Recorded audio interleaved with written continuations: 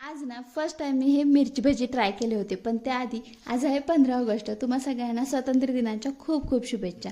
सकाळीच ना दारातून आमच्या ही मराठी शाळेची फेरी निघाली होती, की जी बघून ना मला माझ्या शाळेची आठवण झाली. आमची सुद्धा 15 ऑगस्टला आणि 26 जानेवारीला अशीच गावातून फेरी निघायची. तर असं गेले ते दिवस राहिल्या फक्त आठवणी. त्यानंतर आत आले, इकडे मी गवारी भाजायला टाकली. आता बाकीचा सगळा स्वयंपाक तर माझा तसा होत आला होता. तोपर्यंत समर्थ उठला, म्हणून त्याच्यासाठी इकडे मस्त पालक घालून ओट्सची खिचडी केली. आता मी इकडे खिचडी केली तोपर्यंत तो त्याच्या बाबांसोबत बाहेर गेला, म्हणून तोपर्यंत मी बाकीचं सगळं काम आवरलं. भांडी घासली, किचन वगैरे आवरून घेतलं आणि चहा तर काय आमच्याकडे दिवसभर सुरूच असतो. त्यानंतर मी इकडे फरशी पुसली आणि पटकन कपडे धुवून ती सुकायला टाकली. तोपर्यंत हा पण आला आणि आल्यानंतर मी त्याला इकडे खायला घातला आणि थोडा वेळ खेळून तो लगेच झोपला. तो झोपल्यावरती मी त्याची नखं काढायला घेतली, कारण जागेपणी तर काय तो हे काम करून देत नाही.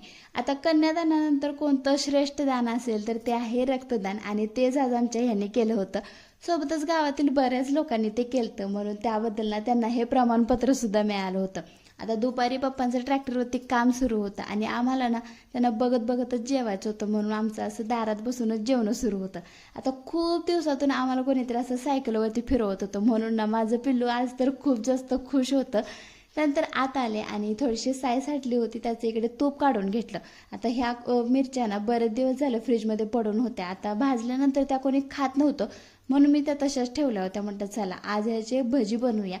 आता मस्त इकडे मी भजी बनवायला घेतले. गरमागरम मिरचीचे भजी आणि सोबत गरमागरम चहा. वा, मस्त कॉम्बिनेशन आहे. पण आम्ही दोघे नवरा बायकोने मात्र हे भजी केचप सोबतच खाल्ले. आता तुम्हाला यापैकी कोणतं कॉम्बिनेशन आवडतं मला नक्की कमेंट करून सांगा. तर चला भेटूया नेक्स्ट ब्लॉगमध्ये.